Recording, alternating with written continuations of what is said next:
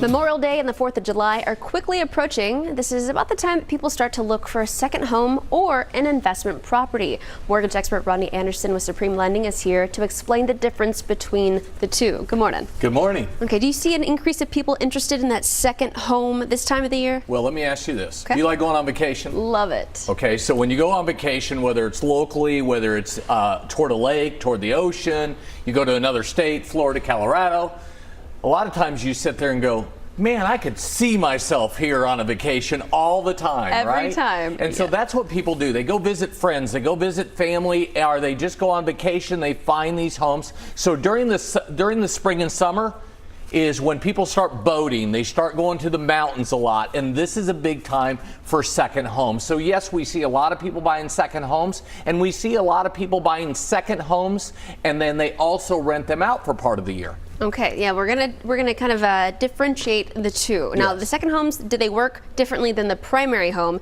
and how much should they be putting down for that second home? Yeah, when you buy a second home, on a primary home, you only have to put 3 to 5% down normally. Okay. On a second home, you have to put at least 10% down, and in some cases, 20% down. Wow. Now, the definition of a second home is you have to live in that property for at least 2 weeks out of the year. So out of 365 days, 2 weeks, that's it, or 10% of the time that it's rented.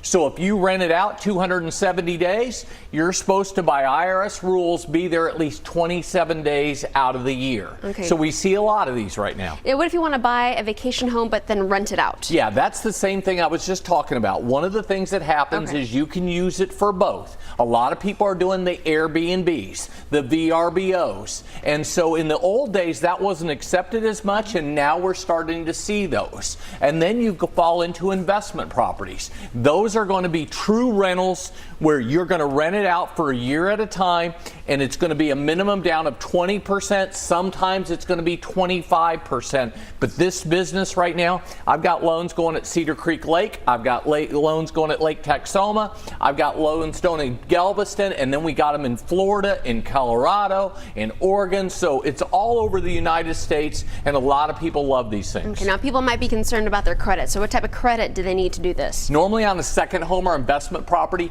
it is a mortgage FICO score of 680 in most cases. It will depend on your down payment, but you're going to pay higher rates normally if your credit score is under 740. Okay, now a lot of people want to move quickly on out-of-state loans also. How long do those take? Most of them take about 15 days to 20 days, depends on the state that you live in and the regulation and all that. But in most cases, it's 10 to 15 to 20 days to close. All right, all good stuff if you've been thinking about that second home or just renting out the vacation home. But if you have more questions, give Ronnie a call. It's 1-800-EXPRESS for all of your mortgage and financial needs. You can also log on to RodneyAnderson.com.